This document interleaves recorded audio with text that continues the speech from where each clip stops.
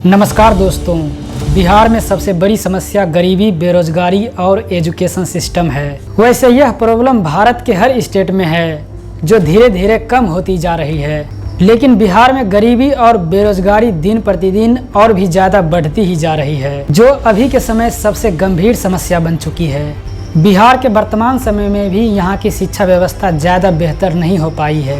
बिहार में railway recruitment board की NTPC की परीक्षा के रिजल्ट के खिलाफ बिहार के कई जिलों में नौजवानों का आंदोलन फैल गया है। A heavy contingent of police failed to control the protesters, severely affecting services. Government has now suspended the exam and set up a committee to tackle the grievances of the protesting students. এক বিহারি সব बीमारी चाहिए बांग्ला के बीमार मुक्त Bihari I am already laughing. कोई पान खा के थूक रहे हैं बिहारी। तो खो जाते हुए देख के कहीं ना कहीं dirty, they spit everywhere, they don't have manner. पूरे देश में बिहार की छवि ऐसी बनी है कि ये लोग तो बस मजदूरी, रिक्शे वाले, सिक्योरिटी गार्ड और मेड की जॉब करते हैं। मतलब बिहारी शब्द को ही गाली की तरह यूज करते हैं। बिहार के हैं पर हमको बिहारी मत कहना, क्योंकि समाज में ऐसा फैला है बदहाली, बिहारी होना हो गया है गाली। बिहार से आने वाले जितने प्रवासी मजदूर हैं, अगर समय पर ना पहुंचे तो बड़े से बड़े महानगर ठप पड़ जाएंगे। गुजरात में नफरत की आग अब बिहार तक पहुंचने लगी है। वहाँ के लोकल वाले हम लोग को बहुत टॉर्चर कर रहे हैं। उन लोगों का कहना ये है कि तुम लोग गुजरात से अपने बिहार चले जाओ। बिहार के 50% घरों में से कोई एक इंसान जो काम की तलाश में दूसरे स्टेट जा रहे हैं।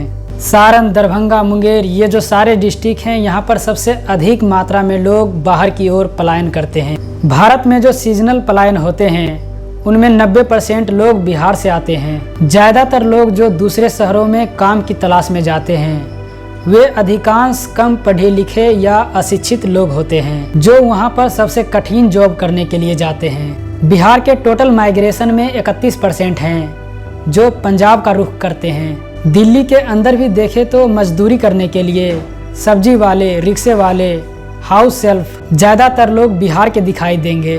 बिहारियों का पलायन भारत के हर हिस्से तक फैले हुए हैं, चाहे वह कोई भी राज्य हो। ऐसा नहीं है कि बिहारी पढ़े लिखे या अमीर नहीं होते। IAS, IPS के लिस्ट देखोगे, सारे के सारे आपको बिहारी भरे हुए दिख जाएंगे। लेकिन ऐसा बहुत ही कम ही होता है कि कोई बिहारी अच्छे पद का डॉक्टर या इंजीनियर देखने को मिले।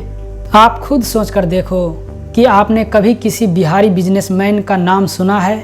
जब भी बिजनेसमैन का नाम लेते हैं तो लोग गुजरात और महाराष्ट्र की बात करने लगते हैं। बिहार के लोग बहुत ज़्यादा मेहनती होते तो हैं, लेकिन उसके रहने का तरीका बहुत ही अनहाइजेनिक होते हैं।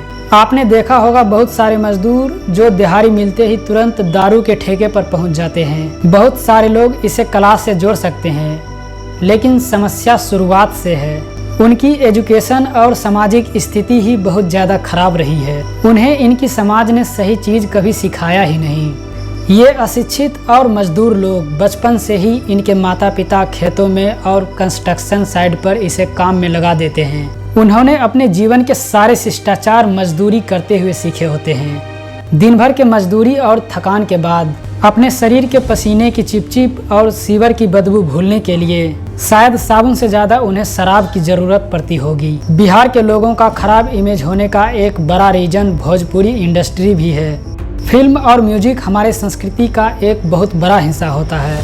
यहाँ पर जिस तरह का बलगर गाने और फिल्म बन रही है, उसके कारण भी हमारी छवि और सभ्यता बहुत खराब होती जा रही है, जिसमें ऑर्केस्ट्रा के बलगर सॉन्ग पर छोटे बच्चे और छोटी बच्चियां डांस करते नजर आते हैं, जिससे कोई भी दूसरे इंसान बहुत ही घिनौना महसूस करते हैं।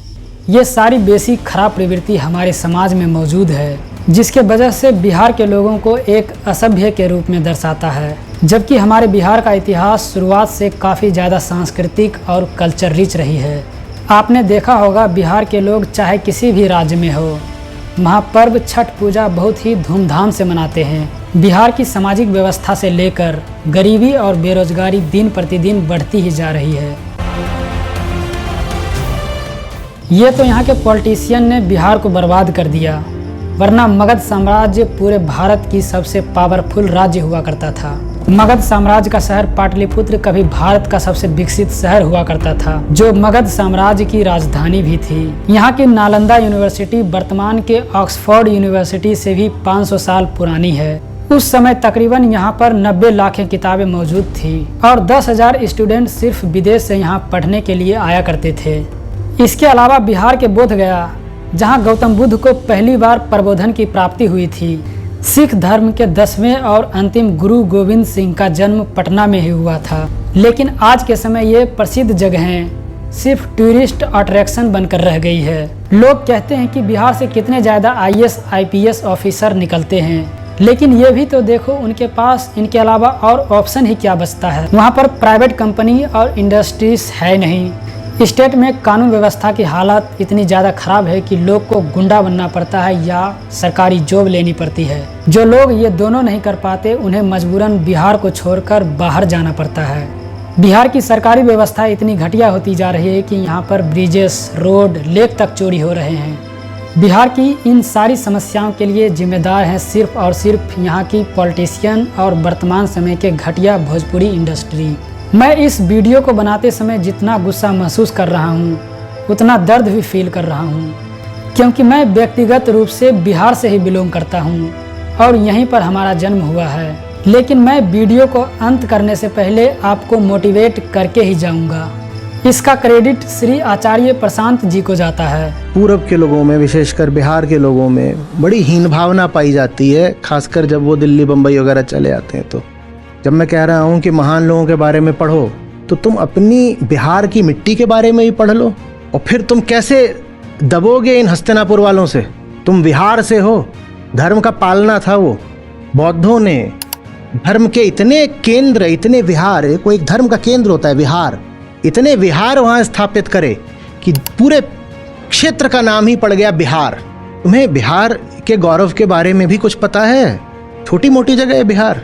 अब आज आप उसको बर्बाद करके रख लें तो वो आपकी मर्जी है। ये तो बुद्ध की बात करी, महावीर कहाँ थे? ये जो इलाका रहा है पूर्वी उत्तर प्रदेश, बिहार और नेपाल का सीमावर्ती इलाका, ये धर्म की दृष्टि से बड़ा जबरदस्त रहा है। और 2 धर्म बोले, अभी इसमें तीसरा और जोड़ लो, सिख धर्म। उसका बिहार से क्या संबंध है ये भी पता करो। नाज होना चाहिए ना तुम्हें अपने बिहारी होने पर, हीन भावना कैसी? हम बार बार बोलते हैं कि पश्चिम की दिशा से आक्रमण होते रहे और भारत गुलाम बनता रहा। पश्चिम की दिशा से जो पहला आक्रमण हुआ था, जानते हो ना उसको किसने हराया था? बिहारियों ने हराया था। इसकी बात कर रहा हूं मैं।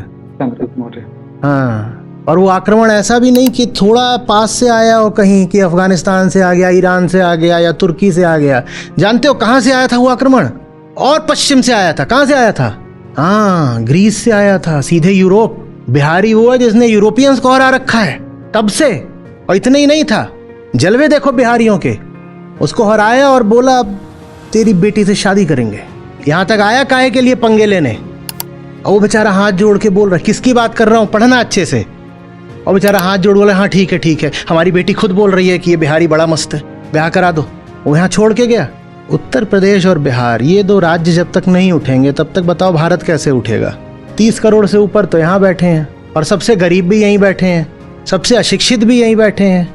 और गरीबी भी हट जाए या शिक्षा भी हट जाए, ये हीन भावना तो हटे।